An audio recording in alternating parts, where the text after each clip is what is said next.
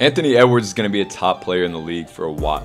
I think he may be the best athlete in the NBA, but it's more than that. It's his shot-making ability, his improvement over his first 3 years, and even just his mentality. And it's fun to study. So I'll break it all down under the microscope for you.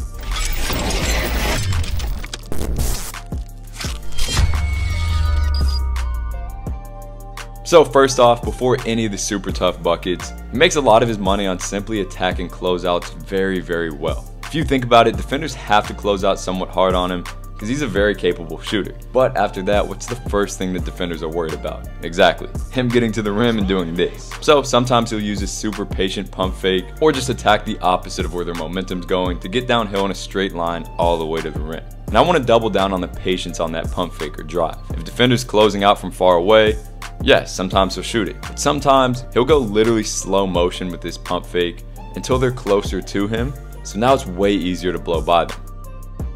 This is a minor detail, but works so much better than if he were to attack when they're all the way down here. And even if he doesn't get an open downhill drive or get some resistance on that drive, defenders are now doing anything they can to stop that attack, which puts them at his mercy on spins, step backs, etc.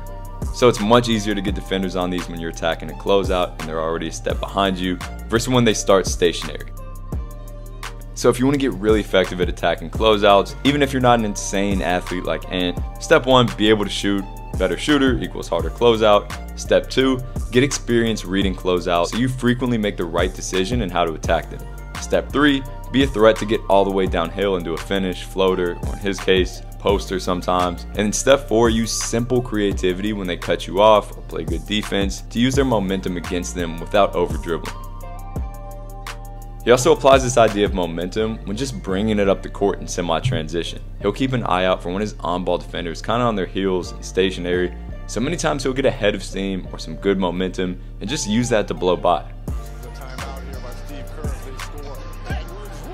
This isn't for everyone, especially if it's against a fully set defense because it's often an early shot, but if you notice that you have a chance to develop a high speed against a defender who's backpedaling or stationary, it could be a good opportunity to create an advantage. And overall, he's just constantly finding ways to win that momentum battle.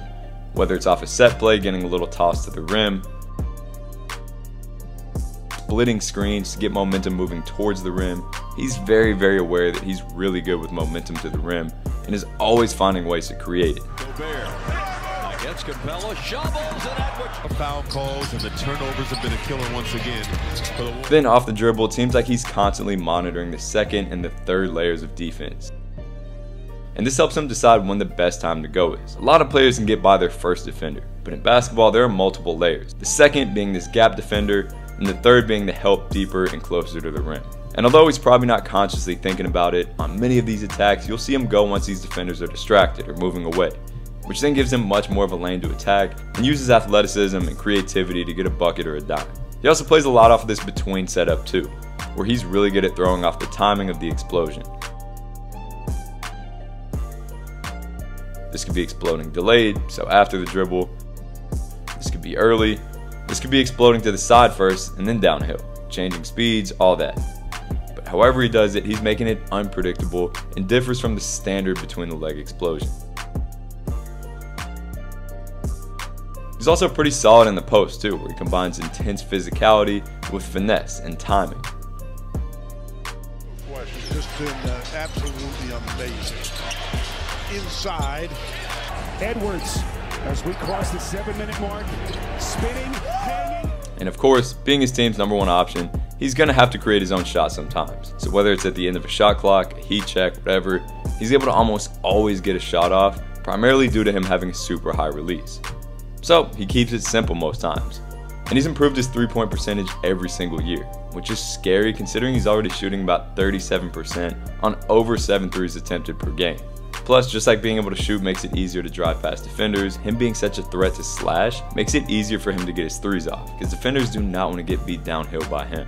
Finally, although the vast majority of his shots are at the rim and from 3, which fits the modern NBA well, he's also shown a ton of promise around the mid-range area, with creative spins, fades, and all that. This #1 gives him more options, especially in late game situations when the defense is more dialed in. 2, shows his general skill and how much potential he has. And 3, prepares him well for the international game, which is why I see him killing in the FIBA game where the lane is more clogged. Let's study his finishing a bit now. So first off, watch how he's able to jump with his footwork in any position. Off either leg, left, right, right, left, feet closer, feet wider, rotated, facing the basket, whatever. Yes, he's an explosive jumper, but he's also a skilled jumper, and this allows him to finish at the rim in almost any way he needs to. Many players are limited by this, but not him. Then, somewhat similarly, he's also pretty good with his left hand, which opens up even more options. Edwards puts it on the floor. 8% from the free throw line. Team that's 28th in the league in free throw. You also notice how skilled he is finishing with his chest facing and even moving away from the basket. This allows him to keep his body in between the shot blocker and the ball, and makes it quicker and less energy demanding to get the ball up comfortably on the rim than if he had to rotate every time, especially doing that through contact. But clearly this is tough and something to work on. You also notice that he uses these long, slow strides a lot. Not only do these allow him to use his length to cover ground, but probably even more importantly, slow him down with these super extended shin angles. This does a couple things. Number one being it brings him to a more composed speed to slow down the entire game around him, which just makes finishes easier. Number two, it allows him to throw off the defender's timing, who are usually expecting the same pace as the drive up into the finish. And as a bonus, it helps him work through contact to bump and absorb defenders at a slower pace. So instead of always speeding up to get more momentum through contact, sometimes it's better to just find a slower speed for composure and stability. And lastly is his fearlessness, which of course goes into dunking on people, but is also just a big contributor to his ability to get to the rim with power and at high speeds, go up, and then just figure it out in the air, through contact and through craziness. Of course, you gotta be really good around the rim for this to be a positive quality to have, but for him, it strengthens everything else. So diving into the pick and roll, you'll notice that his pace for someone who's so athletic is rare. Oftentimes, you'll see super athletic players resort heavily to trying to gain advantages with their athleticism, but he doesn't fall into that trap.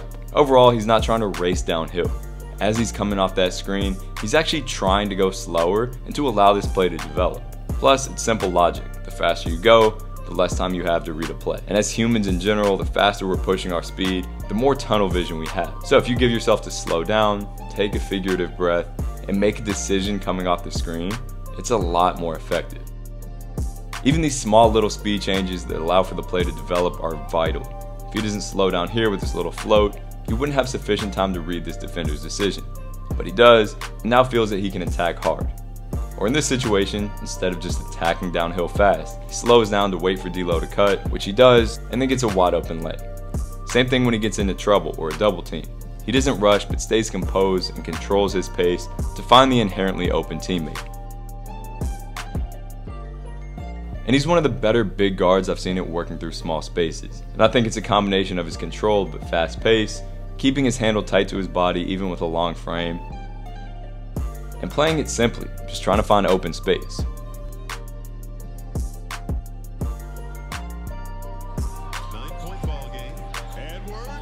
Lastly is his defense. So first off, he has crazy range, or in other words, the ability to cover ground with his speed, a longer frame, and overall athleticism. And he uses this very aggressively, but also strategically. This could be on the ball, as he closes space very well, but at the perfect time and without fouling. This could be off the ball, as he plays the passing lanes in transition almost like an American football player.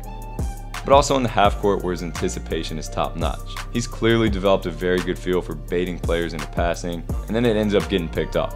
He was also third amongst all guards in blocks, which is of course a testament to his athleticism, but just as importantly to the timing and the willingness. Timing wise, he's really talented at finding the perfect time to leave his position and to go attempt the block. Not so early that they read it and exit the shot to pass, but obviously not too late either. This is low-key really tough to get down and takes a ton of experience. And in terms of his will, he's simply fearless. Some of these could have been crazy posters, but he doesn't care. He's going up and getting it, or sprinting all the way down the court to get back into the play.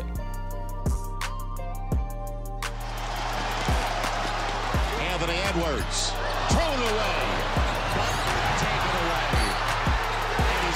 And then lastly, in terms of his mindset, he just seems to have that it factor, and not many people have this. I'm not sure if we'll ever know exactly what it is and how to develop it, but it's a mix of unbreakable confidence, the ability to adapt to any situation, having the alpha dog gene, performing in high pressure situations, and much more. To me, it's clear that even coming into the league at 19, now at 22, he just has it. He's a winner. And that gives me a ton of confidence in saying that he'll continue to develop, continue to find a way to win, and have a hell of a career. So as always, hopefully you guys enjoyed. Make sure to follow me on Instagram at ByAnyMeansBasketball for a lot more. And also check our Grow the Game page in the description to see if I'm coming to a city near you soon. Until next time.